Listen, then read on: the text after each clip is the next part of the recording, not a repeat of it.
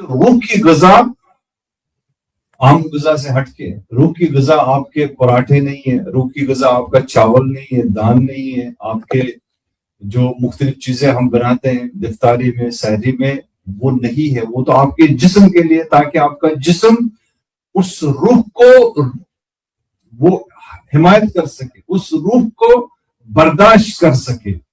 یہ اس حد تک اس لیے کہا گیا کہ اتنا کھاؤ کہ انسان کے دہن سے بھی باہر نہ آئے اور انسان کو وہیں پہ نہ بٹھا دے، وہیں پہ سلانا. اتنا کھانا چاہیے کہ انسان میں مومنٹ کرنے کی صلاحیت پیدا ہو، انسان کے اندر جسمانی انرجی پیدا ہو. لیکن روحانی انرجی یا آپ کو سحری میں ملے گی، یا آپ کو سحری سے قبل ملے گی، یا آپ کو افطار کے وقت میں ملے گی. جیسے امام نے فرمایا کہ للصائم فرحتان فرحتن، یہ اس صائم کے لیے، روزہ دار کے لیے دو خوشیاں ہیں. ایک خوشی جو ہے وہ سحر کے وقت میں ہے، اور دوسری خوشی وہ افطار کے وقت میں. لہذا اس خوشی کو ضائع نہ ہونے دے.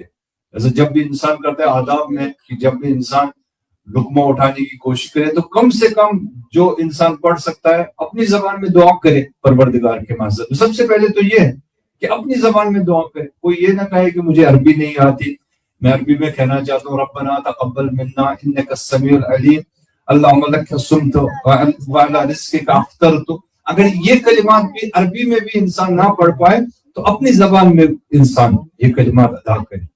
وہ ادب، وہ احترام جو اس سحر کا ہے، جو اس افطار کا ہے، اس ادب کو رعایت میں لائے انسان کہ پروردگارہ میں نے تمہارے لیے روزہ رکھا، پروردگارہ میں تیرے رزق سے اب افطار کر رہا ہوں، میں تیرے رزق سے یہ سحری لے رہا ہوں تاکہ میں پورا دن روزہ رکھ سکوں.